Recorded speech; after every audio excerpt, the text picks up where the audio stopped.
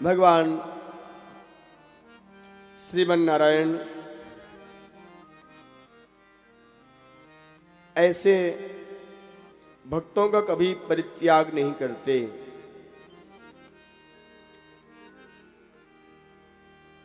श्री रुक्मिणी जी भगवान के मंगल में कथा को श्रवण करती थी। किसके वाणी के द्वारा? अपने सद्गुरुदेव भगवान की वाणी के द्वारा। रुक्मिणी जी के गुरुदेव कौन है? देवर्षि नारद जी। नारद जी रुक्मिणी जी को बार बार प्रेम भाव से कथा सुनाते, जिसके परिणाम स्वरूप रुक्मिणी जी का मन भगवान के चरणों में लग गया था और भगवान ने रुक्मिणी जी को अपने हृदय में स्थान दिया। अर्थात रुक्मिणी जी को भगवान ने स्वीकार किया। कब? जब रुक्मिणी जी कथा श्रवण करते करते भगवान से प्रेम कर बैठी। श्रुत्वा गुणान भुवन सुंदर शृण्वतां ते, श्रुत्वा गुणान भुवन सुंदर शृण्वतां ते। भगवान बहुत प्रसन्न हुए रुक्मिणी जी को प्राप्त करके। आपने अभी दर्शन किया। रुक्मिणी जी भी प्रसन्न हैं और भगवान भी प्रसन्न रहे। ऐसे भक्तों को कौन नहीं चाहता है प्यारे, जो भगवान श्री कृष्ण जी के मंगलमय चरणों में प्रेम करे। सभी लोग चाहते हैं कि ऐसे भक्त मुझे मिलें। कैसे भक्त? कैसे सेवक? जो केवल मुझे चाहें,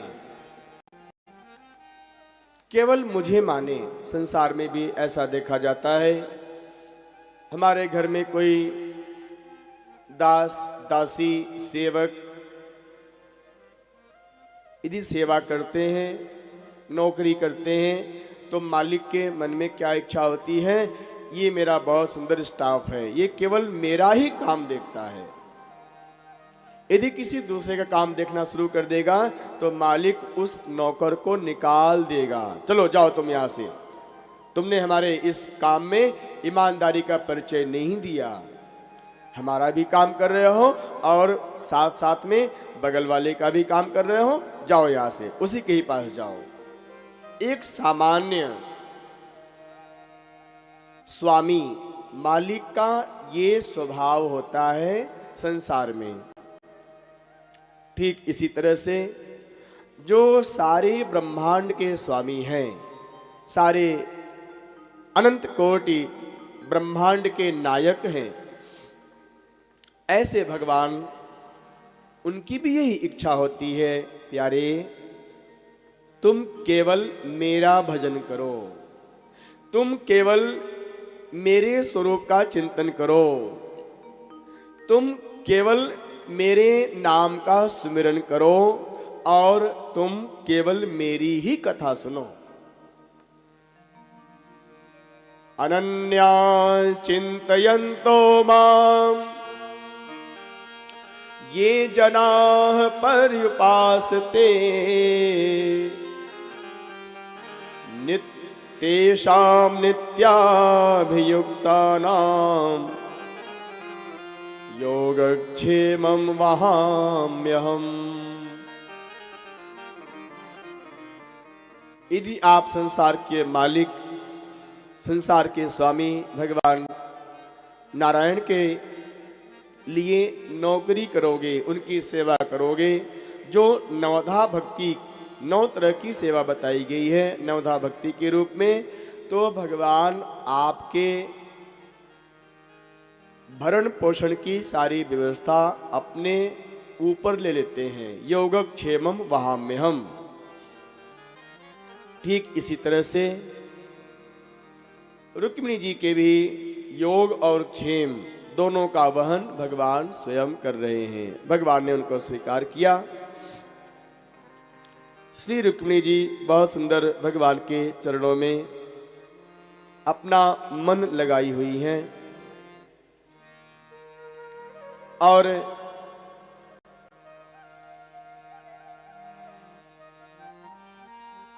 भगवान अब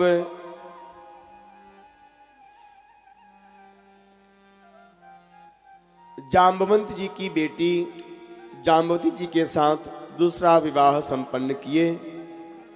स्यमंतक मणि के उपाख्यान के माध्यम से यह कथा सुखदेव भगवान ने राजा परीक्षित जी को सुनाया। राजन, सावधान मन हो, भगवान के नाम का सुमिरन करते हुए कथा श्रवण करें। गृहस्थ आश्रम कैसा होना चाहिए, संसार में हम कैसे रहें, इसका सूत्र द्वारकाधीश भगवान श्री कृष्ण जी ने दिया संसार को।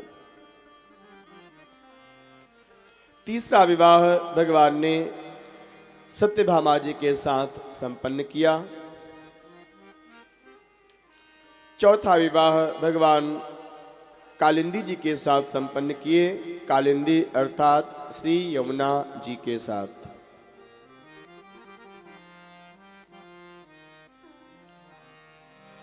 पांचवा विवाह भगवान ने मित्रविंदा जी के साथ संपन्न किया।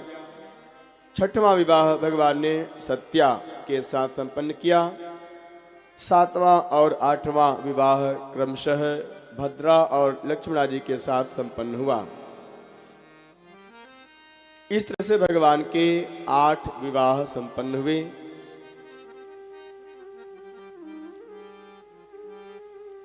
और सत्यभामा जी के सहमति के बाद भगवान ने भौमासुर का उद्धार किया और 16,100 कन्याओं को भी स्वीकार किया, क्योंकि ये सभी कन्याएं भगवान को ही चाहती हैं। भगवान इस समय 16,108 विवाह कर चुके हैं और हर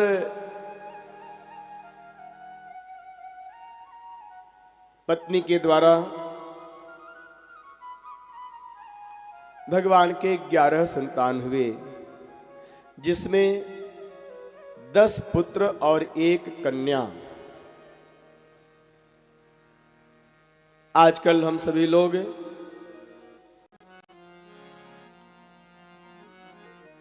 केवल बेटा चाहते हैं, अपने परिवार में बेटा हो जाए महाराज, और कहीं बेटी हो गई तो सबका चेहरा उतर जाता है। ध्यान देना, हमारी आपकी कोख गर्भ तभी पवित्र होती है जब हमारे गर्भ से एक कन्या, कम से कम एक कन्या जन्म ले। भगवान को देखो, हर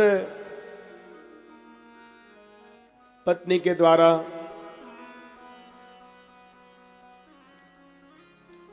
10 पुत्र हुए, लेकिन भगवान के जब तक एक बेटी नहीं हुई तब तक भगवान के गृहस्थ आश्रम में जितनी भी रानी हैं 16,108, उनका गर्भ पवित्र नहीं हुआ।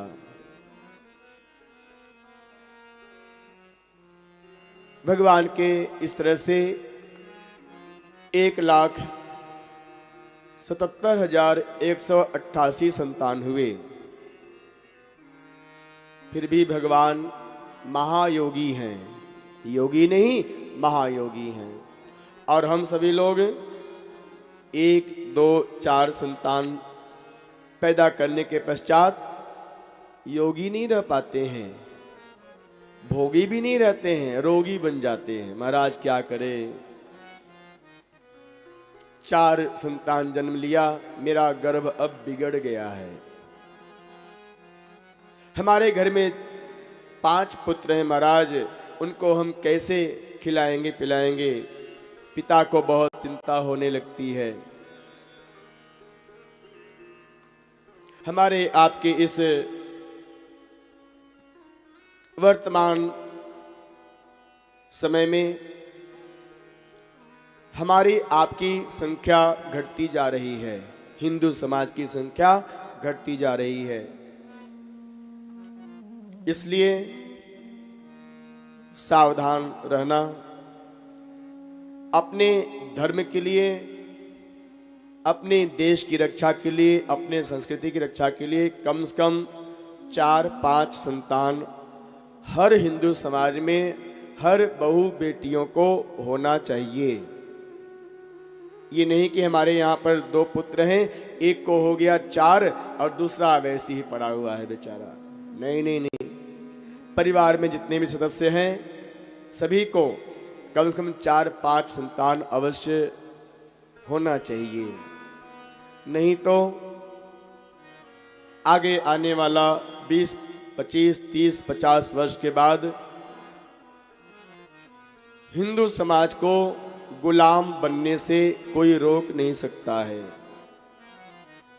यदि आप गुलामी करना चाहते हो तो आप 1 संतान जन्म दो, 2 संतान भी। लेकिन यदि आप चाहते हो कि हमें गुलामी न करनी पड़े तो कम से कम अपनी संख्या बढ़ाओ।